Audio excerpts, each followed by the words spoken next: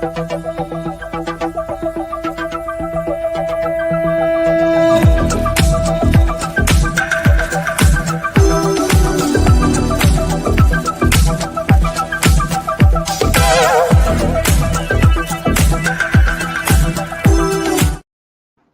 day out there to all of my listeners, and I'd like to welcome you to Is Your Way in Your Way podcast.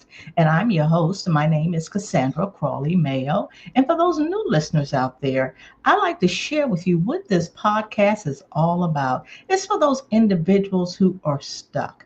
You know within your heart of hearts that there's something that you know you should be doing, but you can't seem to get out of your way in doing so. So let me give you some examples. Perhaps somebody wants to be an author, they want to write a book. Maybe they are in a toxic relationship and they need to get out. Or, you know what, I've been in this job for quite some time and I know it's time for me to leave, but I just can't do it. And just try to think of the things why you're not able to do that. And that's why I like to bring on guests that we talk about topics related to what I call personal improvement, personal growth. Some of it's business improvement, business growth. And I always pray that there will be a podcast of mine that you will listen to where you will have an epiphany and you will know right then and there, okay, this is what I need. Now I know I'm stuck. Now I'm unstuck and I'm ready to start living my best life on my terms. So today we have a guest by the name of Arlene Cohen Miller. And let me introduce Arlene and I'll tell you what our topic is. Well, hello, Arlene. How are you today? I'm great. Lovely to be here. Thank you. I'm glad you're here. Our topic today is empower your inner voice from critic to coach. Now, we know we all have an inner voice. I've read and done some research. Sometimes they say we have 7,000 thoughts a day. I've read something where they say we had 20,000. So whatever, we have a lot of thoughts a day. And they also say 80% of those thoughts are negative. So this will be very, I think, very interesting conversation to talk about in regards to being a critic, from critic to coach. And before we get started and I'll delve into the questions for Arlene, to Arlene, I want to share a little bit about her history so that you have a little background on her so you will understand a bit, or perhaps why she's qualified to talk about this topic. Arlene Miller is the CEO of Jewel Consultancy, is a work-life balance and harmony coach who brings a wealth of training and experience to help women compassionately and wholeheartedly lead themselves and create the life they desire, a life that works and feels right to them. She is a professional certified coach with the International Coaching Federation, and she is also an AV rated Colorado attorney and a certified meditation facilitator with a diploma in transformational holistic counseling from Australia. And what I'd like to ask, and I intended to ask you before, in the beginning of our conversation, before we came on, what is an AV rated Colorado attorney? It's the highest rating that you can get. So I worked hard for it and I kept it. And I'm still licensed to practice in Colorado because it does contribute to, what I can do for people. And Mhm. yeah, that's what it Okay. is. So, what type of attorney? What did you practice? I practiced two kinds of law. The first 12 years, well, when I first started off, I was working for other attorneys, and the first attorney solo practitioner I worked for did family law, domestic relations, and Okay. also helped businesses to collect their debts. And so I ended Oh. up doing both of those things. When I went out on my own when I was 29, I primarily focused on family law, and so I was doing divorce and dissolutions of marriage and child custody. And I was also appointed by the court to be a guardian ad litem. That means I represented the children in Hmm. divorces where the parents were not very functional. That one or Hmm. both were involved in alcohol or drugs, or parenting skills that were not up to what the court felt was in the best interest of the child. Wow. And Okay. I was really young when I started all of that. I was 29 when I Okay. started out on my own. And I grew up in the suburbs of Louisville, Kentucky, in a pretty stable, loving family environment. And I had never been exposed to that. And you do get some training in law school, but a lot of the training in the law is on the ground. And I ended up switching to commercial law after 12 years. I just didn't have the skills and abilities I do now to take care of myself in that kind of environment. And so Okay. for the rest of the time, I help businesses collect their debts, which is a Okay. little bit stressful, but you Yeah. know, it's not the same as people in those kind of deals. Right, that's very different, right? Yeah, I read somewhere that one of your goals or aspirations, I don't know if you were 12 years old but you were young and you knew that you wanted to be an attorney. What inspired you to want to do that? What was I it? get asked that question a lot. I was 15, and it's just like I felt like I had this downloading of knowing that you need to be an attorney. And I'm like, okay, that sounds pretty cool because Uh-huh. I knew that I would be able to take care of myself. And I thought, well, I can really be of service to people, in a profound way if I am in the practice of law. And Okay. so I just decided and I told my mom and dad. I don't know if they believed me at 15, but I did share that with them and I followed through. Wow, that's very impressive. Because a lot of us at that age, we're not quite sure what it is that we want to do. Like people say, "What do you want to do when you grow up?" And I always remember that question. I'm like, I don't know. But wow, you were special. You kind of knew what it was that you wanted to do. I don't know if I was special. I just sort of, got this really strong feeling and I just followed it. Awesome, awesome. Call that intuition, right? Yeah. Yes, Let ma'am. me ask you. Now you pivoted. You were an attorney, and obviously, congratulations for your AB rated status. And there was something that said, you know what? I want to do a different type of work. I think I want to be a work life balance and human coach or something, do harmony coach. What what inspired you to change something that you've always wanted? You even changed not the practices, so to speak, the things that you were working on. But why? What prompted the change to, even though you're still an attorney, but you're not practicing, right? Right. Right. So what was it that led you to want that to change? People ask me that, but it wasn't like a big aha moment like my decision to practice law. It happened over time. Okay. One of the things in my background is I started my own solo practitioner practice when I was 29 in Hmm. a western suburb of Cleveland, Ohio called Lakewood. There was two other. It was a storefront office. There was two other attorneys. There was an employment agency. Another guy came in later who did collections, which was really interesting. He sold collection packages to businesses, and I began partnering with him. Hmm. But I put out my shingle. It was very different then. We didn't have all the computer stuff we have now at all, and I immediately found out I was pregnant. So Hmm. I graduated, and my then husband and I were both from Louisville, Kentucky. So all of our family was there, and we were 6-hour drive away. Okay. And all my peers from law school were in Kentucky or right across the Ohio River in Indiana or Ohio practicing. So I didn't have them there. I really didn't have my tribe around me.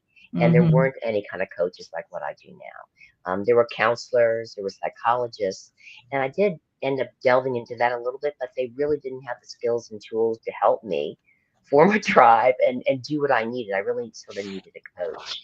And so it was an interesting journey. It wasn't easy to be a mom with a beginning business and a partner that was working 70 hours a week and wasn't was there financially for me, but wasn't there in person really Hmm. very much of the time. And so I really had like a really strong empathetic and compassionate connection with women from that. And that's one of the bases of how I got to where I am right now. What?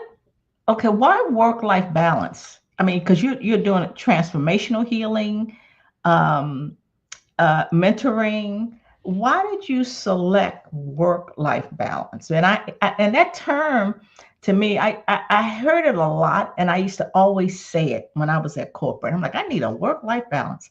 Well, first of all, what is work-life balance?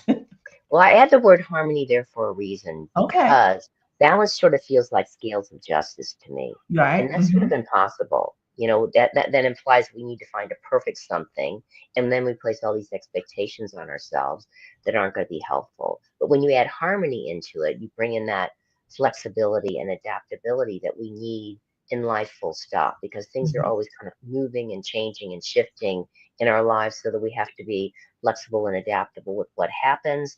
And I really feel that the transformational mentoring and the meditation and the work-life balance and harmony, they're kind of the reason my company's called Jewel Consultancy is that it feels like they're all different sides of the diamond, Hmm. and so they're not different. They're just different ways of approaching problems or issues that we have a resolution.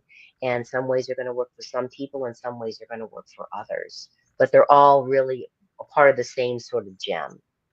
Hmm. Okay. Let's talk about how the inner voice plays into that. When we talk about the from the critic to the coach, that's a shift. But let's talk about the inner voice a bit. Talk, the inner voice? Now, remember, I had said some people say it's 2,000 thoughts a day, 22,000 thoughts a day. Why is that so important? Well, I don't know how many thoughts a day we have, but it really does help with like the meditation and coming Hmm. back to our inner source knowing and not Hmm. trying to find answers on the outside and being really Hmm. grounded and fully present in our body in this now moment. So we're not worrying about the future or overwhelmed about the future or feeling bad or even just reminiscing about the past, but we're right here. Hmm. Um, it's just a fact of life that most people have all those thoughts. I think if you meditate, if you find ways to get it out in nature, you can slow that down considerably. But where it feels like it's genetically passed on from generation to generation to have all these kind of negative thoughts. If I look Hmm. at my mom, if I look at my grandmother, about, not that they were negative people, but how they sort of talked to themselves and shared things with me. And they were great parents and great people, but it just felt like that to me. And so it just really feels like it's a learned behavior, for maybe the way we have our parents, or the way we go to school, the way our teachers interact with us, all kinds of things come up where we hear this stuff, where we take it on and we make it something negative about ourselves or something negative to focus on. So basically, it's not that it's wrong, but maybe the way that we've talked to ourselves is the way that we survived as a child, or maybe that we moved forward as a child, is not something to judge ourselves about, but it's not really working because what we focus on is what we get more of. So it's really Hmm. important to focus on what we want to move towards, what we want to create in our lives, while at the Hmm. same time not ignoring our feelings. Because if we really feel our feelings and just let them move through us and not get stuck in them and keep on focusing on them, but focus on what we're aligned to, what we're choosing to move towards, we're going to have a different experience. What about like my listeners, some of my listeners, for example, they do want to switch jobs, they want to do something different.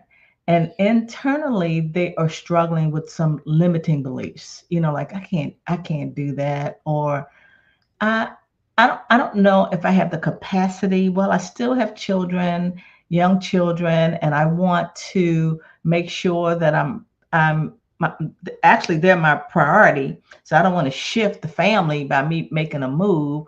Or how do you work with people that are well, in other words, how do discuss shifting that inner critic Yeah, well, to I that think one of the coach? easiest to begin to turn around that inner critic into an inner coach, especially for women, we are very empathetic.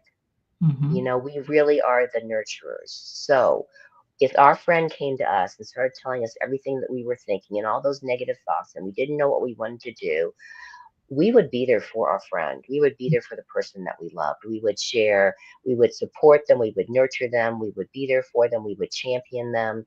Um, we just would.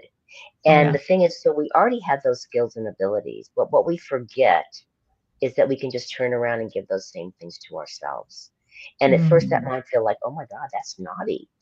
Yeah. you know but once we, practice makes permanent. So if we start practicing, when we hear that negative self-talk, if I was my own best friend, what would I be telling myself now? How would I be championing myself? How would I be nurturing myself? How would I be Mhm. supporting myself? If I really had my head space a dark place, how would I use that tough love to help get myself out of it, so that I can make a decision from the heart of where to from here? Mhm. Mhm. So, so what you said was, think about when you have these thoughts and you're going through these certain life eruptions or whatever, you start talking to yourself or either think, how would I speak with my best friend about that? Now, Yeah. when you are surrounded, and and I think of the world today, it's a lot of energy. Energy to me is just unbelievable. It is, it's a powerful. You can It have is. positive energy or you can have negative energy. And when you are confronted or surrounded by that, because those are the things too that could have you thinking, stinking thinking, Right. well, I don't know, it's just, it's just trying to separate yourself from that. How would one do that? Because it's happening a lot more lately. People like, Yeah. I don't know about this. And, many people are not in a good space right now. How Yeah. can they get in that space, a better Well, you've space? raised you've raised a really important problem, and I don't know if there's a magic fairy dust solution for it, because the five most important people in your life, the people that you surround yourself with, those are the people you're going to become more like. Mm, Full stop. So if you have negative and toxic people around you that are telling you all the things that you can't do, you're hmm going to be flooded with their energy. And it's going hmm to be difficult to let that move through and let that go. I mean, sometimes they're family that you have to distance yourself from because maybe you have a narcissistic parent or someone that's just not supportive. um, Maybe it's some friends that used to be really good friends, but the more you're around them, the more toxic they become and drag you down, because maybe you're evolving and growing and changing. And people think that that's wrong, but as we change and grow, we want to Yeah. surround ourselves with like-minded people who are going Yes. to uplift and support us the way we're going to support them. hmm And it's a different situation if you are in a toxic job situation. If there's a way that you can change it by how you act and what you do, and maybe there's a way to move laterally or to a different position within a company, that's a possibility. But it's not a good thing for our mental, physical, emotional, and spiritual health to Right. be under a toxic boss. So hmm I don't have a magic solution, but we can make those decisions. And I think we can just gradually move away from those kind of people, but it's really not a good idea, even if they're your family, even if hmm they're your family. Excuse me, Arlene, you've not met Max. Max is the dog. A lot of my listeners have heard him, and sometimes you don't hear from him. But now, it's something about your voice that he wants to come in and see who I'm talking with. That's all So right. That's fine. I just I just wanted to acknowledge that for those new listeners too, and I apologize for that. That's all right. Um, Yeah, I'm thinking about some things and people who have been in my life, and as you indicated, we're always there for them. That are having a tough time, and then it came a time when I'm like, I can't talk right now. It's kind of like a boundary. And I know you're big on boundaries as well, but there are times when it's not that I don't love them, but it's just not a good time for me to talk. And once I get back into my space and fill my cup, then I will reach out to them. Um, how or is that a boundary one set, or is there any other ways that you could remove yourself from those, like you indicated, jobs can be tough, family Yeah. can be tough. Are there any other ways that you've experienced? Well, I think, what you're giving, there's 2 points there. Number one, if someone's just coming to you to dump all their negativity in their energy field or to pump up a flat tire, but they're not doing anything to take care of themselves and to move forward, and they're not really interested in that, they're just using you. Mm-hmm. That's not a healthy thing. And I Okay. don't care if they're family or not. My clear, strong, and appropriate boundaries are, I have this golden bubble of protection around me. It's Mm-hmm. filled with love. I'm going to fill myself up with love. I can share the overflow of my love with you, but it's Mm-hmm. not okay to dump in my field because that drags you. That it's not helping the other person because Right. they came in here. They have certain lessons to learn, and if we're taking on their toxic stuff, we're going to be dragged down. They're Right. only going to be pumped up for a little bit, and they're not going to be learning the lessons that they need to learn to evolve and to grow. And it's so we need to.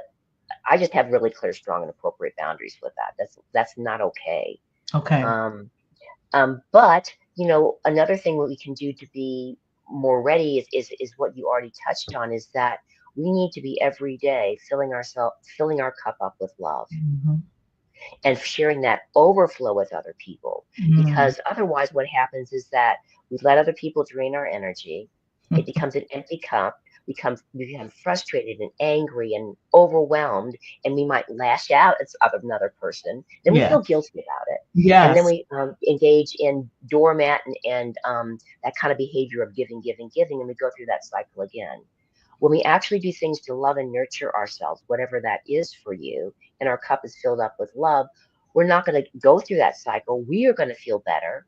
And the Mm-hmm. people that we interact with are going to see a real difference and experience us much more positively as well. Yes, that's good. I definitely, I'm glad you reiterated all that because I wanted my listeners to hear that, even though you guys have been friends for a while, but if it's draining, you have to kind of let go so that your cup can get full because that's important for your well-being. Now, yeah, you also do that soul reading and group soul readings. Tell me about that. Tell us about I that. Well, I got trained, I don't know, maybe 8 years ago. I always could do like readings for people without, I've always been really empathic, intuitive, and sensitive, and I tend to attract those kind of people to me. But I'm not a psychic, I'm not like Hmm. reading you. But what I can do is I can heart connect with people. And I love working with the cards because, we can be visual, it's auditory, it's kinesthetic, it's a feeling kind of thing. I Mm, can help pick out the cards for the person by just being a conduit over a computer or the phone, and I share opportunities that are available, obstacles and challenges that could present, and ways that they can move forward. It's very much like one-on-one mentoring, uh, mm, but a lot of people get so much more out of it because we're doing it together. We're both right. picking cards, and it's visual, it's auditory, it's recorded. It's something they can work with for maybe 2 or 3 months, and it's a different way to experience mentoring, that can be really that can touch people in a way that maybe the other ways can't. So I Mm, love doing it. It's really really fun, and I find it helps me with the people that like you're talking about. They can't seem to get beyond a certain place hmm. because they can continue to work with the recording for 2 or 3 months as they ponder how where to from here. Hmm. So you use cards. Is that what you said? Yeah, So psychic. Yeah, yeah, go ahead again. I'm trying to they're they're under. called they're called psychic tarot oracle cards, and Okay. basically it's just an easy way to connecting with a person, Hmm. um, about what they need and what they're looking for and stuff like that. But it's Okay. not. But it's not like I'm going to tell you if you're going to get a man or not, or Right. what's happening in business. But if they put that energy out there, I want to know about relationships. I want to know about moving, or I want to know about this job I'm in, or whatever it is. Usually, because it's a soul to soul reading, not a personality to personality reading, Yeah. somehow the information will come out. It won't be like do this or that, but Right. what the energy of the card shares through me will give them that sort of feeling about where to from here, and then it's up to them. Wow. Interesting. So you do one-on-one and you do group. Yes, I do know. A group is like if I've been invited to a lot of parties, like business Oh, parties and celebrations, and sometimes friends are all scared, and two or three will come at once and they'll right. listen to each other. Um, I could do a group, but usually what people want is just to know about themselves. But sometimes different friends come together and want to support each other, or a couple want to be together to hear the other person. As long as they're consenting adults or an adult is there with a child, it's fine. I can Okay. still do that for them. Oh, okay, okay. Now I want to talk about this inner voice. So is it that you, as you indicated, in your mind, as we said, we don't know how many thoughts, but we have them, and then the negative thoughts. So you, so is it that all of a sudden you're like, I'm not having a good day today? And then the thing, well, why aren't you having a good day? I don't know. I'm just kind of having a blah day, so things like that. How would you coach that Well, critical I thinking? Well, I think it's really important. Well, of course, I can't change anyone. I can only, hold space for them, ask Sure. empowering questions, share reflections and insights, and what I'm noticing about them, or what I'm intuitively feeling, and handing it to them and see what they want to do with it. But one way that we can begin to take that next step forward is to just choose to be aware, because I Hmm. found that when I was in my 20s, I had all these negative stuff going on, and I would I thought that the way to share with my girlfriends was just to tell all the horrible things that were happening in my life. I Right. thought Right. that's how we bonded, Okay. and once we become aware of what's going on and how we're talking to ourselves, that helps to de-energize that inner critic. Full stop. To begin with, we Okay. can begin to work with our inner coach from there. Okay. All right. So in other words, don't push the feelings down. Don't just be aware of it, because a lot of people don't want to feel that way. So then they get upset because they're feeling that way. You know. Yeah. Yeah. What I found is I used to do that too, and it can cause all kinds of physical problems. I used to have horrible headaches and digestive issues. It can like make your mind feel really frenetic and stuff like that. And then if I really wasn't listening to my inner coach, which is God or source, whatever you want to talk about, Right. I ended up, in my 30s, really feeling like I got whacked by a 2x4 and I was on the floor with what was going on in my life because I wasn't feeling my feelings. And the thing is that Mhm. it's they're just feelings, and they're Mhm. just things that are coming up to move through us and to be loved. I look at them as, how old is this part of me inside of me? How old is Arlene here? She 8, she 10, she 12, she 22. And I turn around and I know that I've neglected or abandoned that bit of me, or she's gotten stuck somewhere because something that happened, and Yeah. I turn around and I love her. I, Oh, we know how to love. We know how to love kids. We can just turn around and love and hug and say, "I'm sorry, I wasn't there. I'll yeah. be there now," and help to Mhm. de-energize and let them know that their feelings are valid. It's a part of us that we have said, "You're not okay. It's not okay to have these feelings." And maybe, we were told when we were growing up that it wasn't okay to be really angry or to be really upset. So we've squashed stuff down. But when Mhm. we feel it and we let it move through us and then welcome in more love to fill up those spaces, we're going to start to feel different. Right. And you talked about the being the inner coach can upgrade your experience of life. Is that right? Yeah. Okay. I feel so. I mean, I really, because what we're doing is we're nurturing and supporting ourselves instead of beating ourselves and cutting ourselves down and contracting and being small. We can be much more expanded and more loving if we are focusing on and working with our inner coach, acknowledging when the inner critic is there, and then doing something about it. And it's a process. It's not a perfect, Mhm. that's what I was saying. I'm a work in progress, and I'm grateful to be here. Yeah, I get that. So am I. So I guess what you're saying, all of that can help individuals with anxiety that they have, overwhelm, burnout, while building the confidence and self-esteem to embrace the positive changes. Right? Yeah. Okay. All right. Um, we talk, I hear a lot about every day I hear about gratitude. and how gratitude affects our ability to coach and nurture ourselves. Um, let's talk a little bit about gratitude.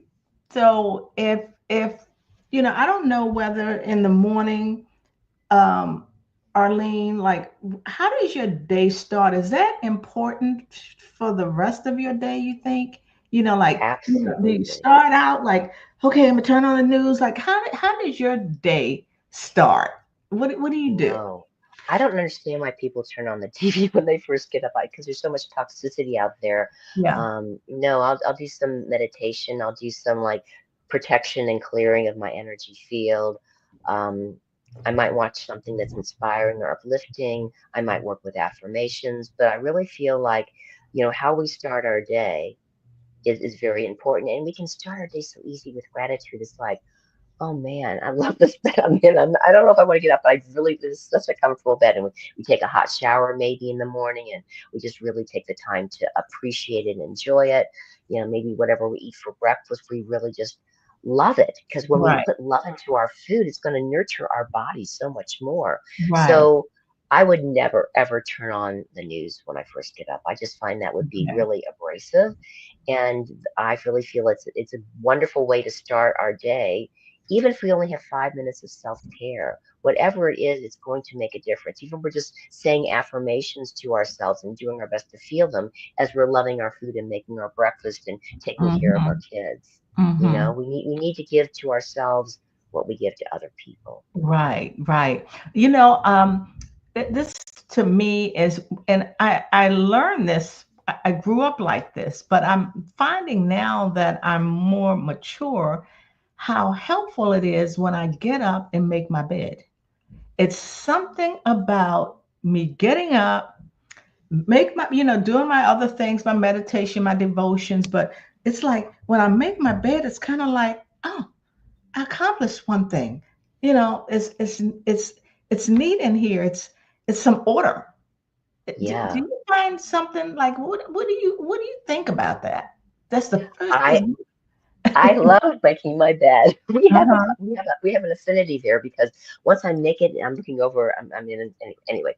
It's right there, and I can see it, and it's like wow, that just looks so nice with the pillows there, and it feels all Yeah, organized. yeah, And years ago I studied feng shui, and there is something to really say about if you have a lot of clutter and stuff around you, how it just brings everything down. But when you sort yes, of organize it, it's sort of neat. It doesn't have to be perfect. Well, it's not right. perfect, it does feel so much better. So little things like that make a huge difference, I feel.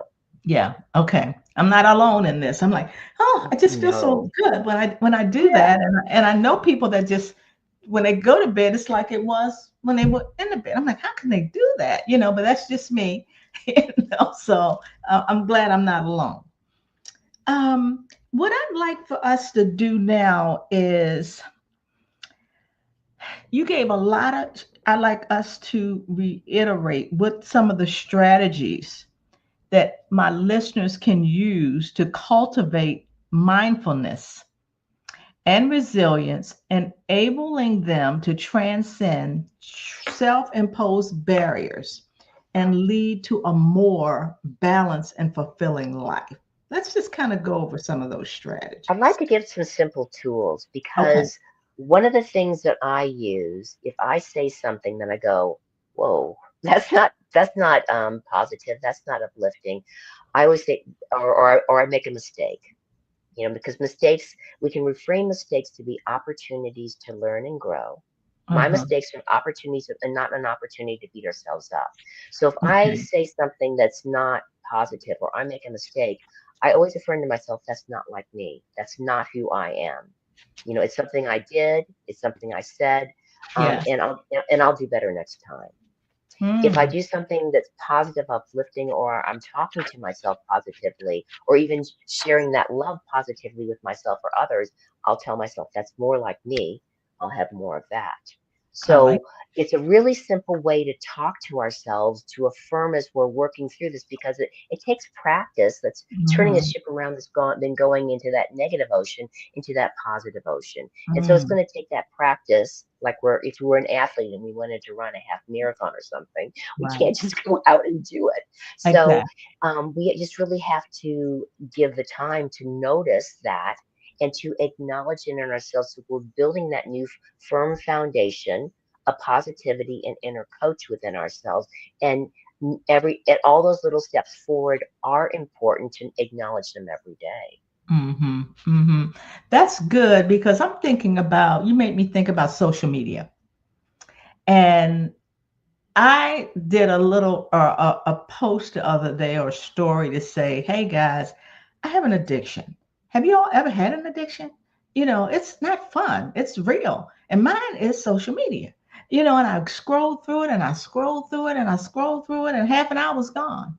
Then I scroll through it. So I like that. So what I said I was going to do was fast from it. I'm not going to even look at social media, right? But then I'm thinking, based on what you said, is as I start and I'm going to remember that I said I have an addiction, I'll say, that's not me. I'm not addicted. I'm not addicted to anything like that. And this is not a good use of my time. So because of that, if I keep saying that, I don't want to do stuff that's not a good use of my time. I want to do something for my well-being. And Yeah, for me to keep repeating that to myself, like, this isn't good. I'm not, this isn't me. This is not how I like to roll during the day. I like to be more right. productive because I'm here for a reason and life is short and my life is not evolved on checking social media. Now, can I make a suggestion? Sure. Because it's really important not to say that I'm not addicted, because then we're because the word addicted is still in there. Okay. So we really have to focus. That's not like me. Okay. I'm a person that loves animals and the outdoors, or Okay. I love being with people. So you want to affirm to yourself the kind of person that you are, and not what you're Okay. not, that you're not addicted, because that just brings the addiction back in, kind of Right. energetically. Does that make sense? Yeah, it does. It's kind of like I'm an alcoholic. And I'm like, no, you're not. Once you're alcoholic, you're always alcoholic. And that quote used to bother me. Like, no, if you keep saying you're an alcoholic, so when you said that, it made me think of that. Like, mm, even though you're aware that one time you were, but that's what I hear from people that go to AA and all of that. They said, I'm an alcoholic. I'm like, no, you're not. So it's kind of like I'm addicted. No, no, I'm not. I'm not like that. So perhaps that could be used for something like that as well. Well, I'm not going to I'm not going to tackle the whole industry Sure. that's helping alcoholics stay sober, but I just felt that, at least at the beginning point for the viewers here, we can start with that. I Right. might get a lot of people upset with me, but you do make a very, very valid point. Hmm. I guess from where they're coming from, what they're doing is they're acknowledging that it's never, you can't drink anything. Mm. Um, However, and a lot of people do it other ways. Whatever floats your boat is, Right. but from my perspective, we want to focus on, that's not like me. I'll do better next time. And then, the better next time, we can even visualize and feel, what would next time look like? Next time might be me, having a cup of tea and a biscuit with my friends, or, taking my dog for a walk, or, walking around and breathing the fresh air, or going to get a massage. I don't know, whatever, kind of lights you up. um, that can be what we visualize and see ourselves doing, and that can Mhm. be more of what we're grounding in for ourselves in our life. Okay. I like that. And listeners, I don't know where that came from. I don't know where addiction came from. I don't know where alcohol came from. That wasn't in my purview, but was interesting. Somebody needed to hear it. And that's the Right, way I look at things, that somebody out there needs to hear this and perhaps change the narrative, you know? right. So that could Yeah. be a way of empowering your inner voice from a critic to a coach. So, Arlene, how can my listeners get in touch with you? Well, my business is Jewel Consultancy, like the diamond. And so jewelconsultancy.com is out there. You can Google Arlene Cohen Miller. I think I'm the only Arlene Cohen Miller. There's lots of Arlene Millers, Yeah. which is part of the reason I keep the three names. Of course, the middle name is my son's last name, so I Oh, did that okay. for him as well. So you can Google me, or you can also, I want to make an offer to your everyone that comes to your podcast. So if you text me at 720-936-2634, mention Cassandra and her beautiful podcast, I will gift you with like a 5 or 10 minute mini soul reading. So it'll just be a couple cards. We can do it on the computer. And that'll be my little gift to you if you're interested in something like that. Well, thank you. Thank you so much, Arlene. I appreciate that. And our listeners do as well. Well, it's about time for us to wrap up. And I will tell my listeners I know that this particular segment of this podcast has been a blessing. And I'd love for you to share it with individuals where you know that it will be in their best interest. How about empowering your inner voice? Think about that, from being a critic to being a coach. And we have Arlene Cohen Miller to thank for that. And we thank you so much. And I will repeat this again to my listeners. All you have to do is text 720-936-2634, and she will do what we call a soul reading with you. A mini one. A mini one. So don't think you're going to take all her time. A And you mini. mentioned Cassandra in this podcast, so Yeah, I know and who you please are. mention Cassandra. Okay. Well, Arlene, again, thank you for your time. Thank you for your wisdom. And my listeners, thank you. And what I always say, bye for now, and God bless you. Thanks again, Arlene. Thank you.